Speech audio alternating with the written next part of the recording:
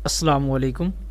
Introduction to linguistics ENG 502 کے lesson 1 what is language کے topic number 4 behaviouristic view of language کو آج ہم پڑھیں گے. Language is the institution whereby humans communicate and interact with each other by means of habitually لفظ دراصل habit word سے نکلا ہے اور ہیبٹ کا مطلب ہوتا ہے عادت.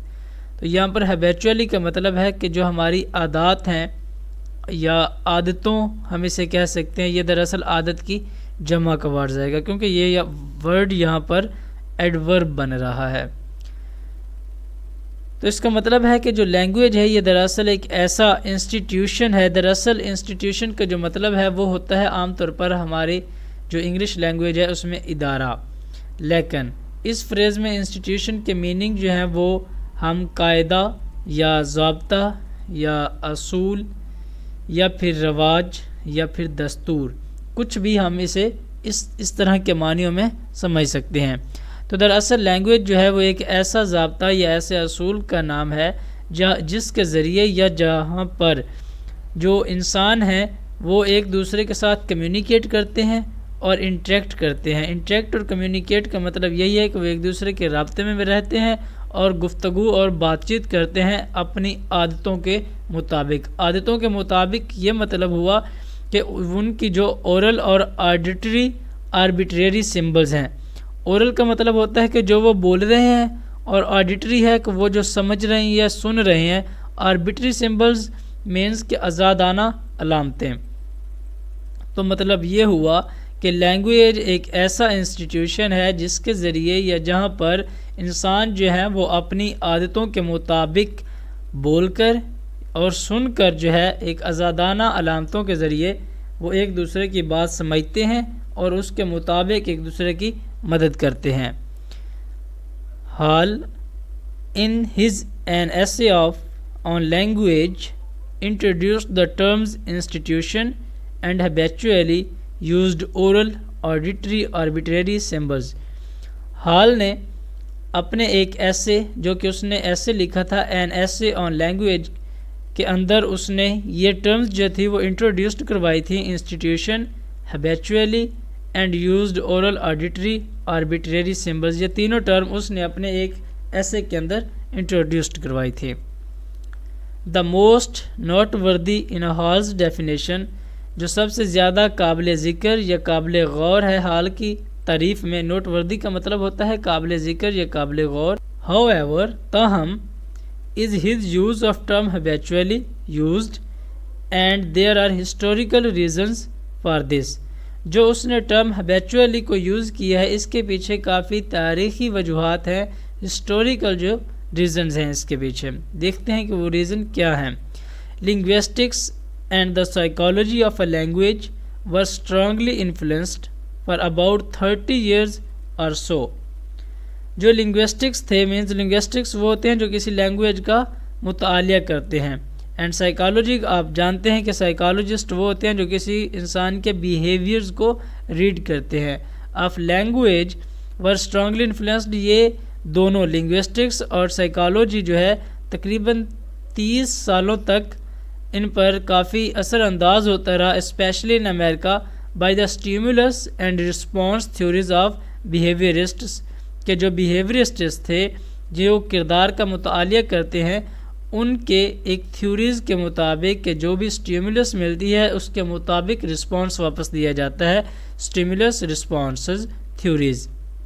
تو یہ جو تھیوریز تھی کہ اسٹیمولس کے مطابق رسپانس ملتا ہے، اس چیز نے لنگویسٹکس اور سائیکالوجی پر کافی گہرے اثر چھوڑے تھے جو کہ تقریباً 30 سالوں تک منحصر رہے تھے، ان پر اثر انداز ہوتے رہے تھے.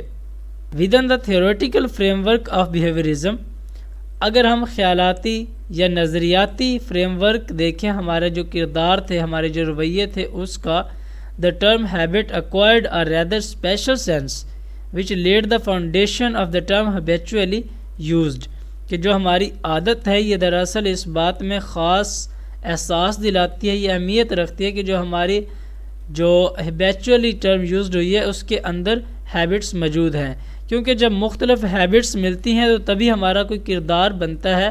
ہیبیچولی ہم اس کو یوزڈ کرتے ہیں.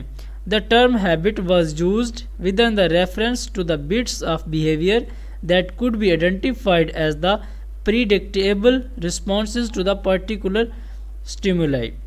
جو ٹرم ہیبٹ ہے دراصل یہ استعمال کی گئی ہے ایک ریفرنس دے کر کہ یہ مختلف بیہیویئر کے چھوٹے چھوٹے حصوں کا نام ہے. بٹس کہتے ہیں چھوٹا حصہ یا ٹکڑا، بیہیویئر کردار کو کہتے ہیں کہ جو ہمارا کردار ہے اگر ہم اس کے چھوٹے چھوٹے ٹکڑے کریں تو وہ عادتیں بنتی ہیں، اور اگر ہم ان عادتوں کو اکٹھا کریں تو وہ ہمارا بیہیویئر بنتا ہے.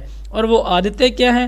جب ہمیں کوئی پریڈکٹیبل رسپانسز دیتے ہیں ٹو پرٹیکولر اسٹیمولائی، کہ جب ہمیں کوئی خاص پرٹیکولر اسٹیمولائی ملتی ہے، کوئی حرکات و مواصلات ہمارے ساتھ ہوتے ہیں، کوئی بات چیت ہوتی ہے، تو جو ہم اس کا پریڈکٹیبل رسپانسز دیتے ہیں، جو ہم اس کا جواب دیتے ہیں، دراصل وہی ہماری عادت ہیبٹ میں کاؤنٹ کیا جاتا ہے.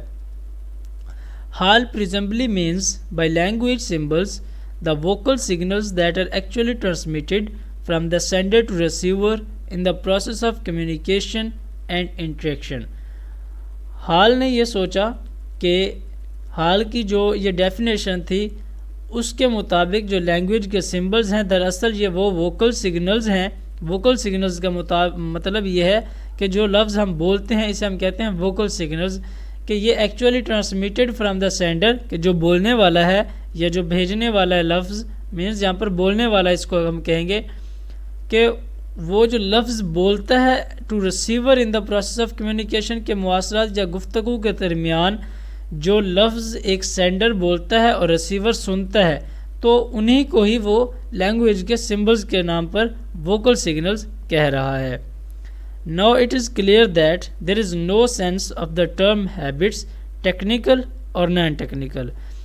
اب یہ بات صاف طور پر ظاہر ہو رہی ہے کہ یہاں پر ہیبٹس کا کوئی سینس نہیں ہے، کوئی احساس نہیں ہمیں نظر آ رہا، ٹیکنیکلی بھی اور نان ٹیکنیکلی بھی. In which the utterance of a language are either themselves habits or constructed by the means of habits. جس میں جو ہماری لینگویج ہے، جو ہماری زبان ہے، جو اس کے الفاظ ہیں، یا تو وہ خود بخود ہیبٹس کے مطابق ہم بولتے ہیں یا پھر وہ ہیبٹس جو ہمیں سکھائی جاتی ہیں اس کے ذریعے ہم بولتے ہیں.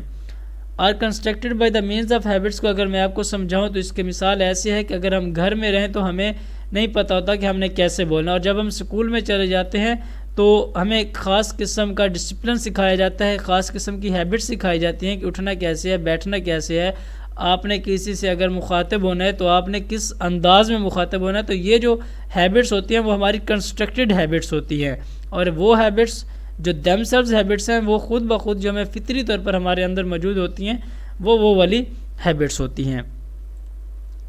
If symbol is being used to refer not to language utterances but to the word or phrases. اگر جو علامات ہیں یہ صرف اس لیے استعمال ہوں کہ جو ہماری اٹرنسز ہے جو ہم بول رہے ہیں اس کے لیے یا پھر الفاظ اور جملوں کے لیے، نہ کہ کسی لینگویج کے لیے، it would still be wrong to imply، یہ بہت ہی غلط بات ہوگی that a speaker uses such and such a word، کہ جو سپیکر ہے، جو سینڈر ہے، جو بولنے والا ہے، وہ اس طرح کے الفاظ جو ہے ایسے حالات پر، ایسے موقع پر استعمال کرتا ہے as a matter of habits, اور پھر ان کو وہ ہیبٹ کے طور پر استعمال کر رہا ہے، ایک عادت کا نام دے رہا ہے on such and such an occasion, ایسے یا اس طرح کے موقع پر. مطلب یہ ہوا کہ اگر ہم یہ کہیں کہ جو سمبلز ہیں ہم ان کو لینگویج کے طور پر استعمال نہیں کرتے بلکہ کسی ورڈ یا فریز کے لیے استعمال کرتے ہیں تو یہ بہت ہی غلط بات ہوگی حال کی ڈیفینیشن کے مطابق.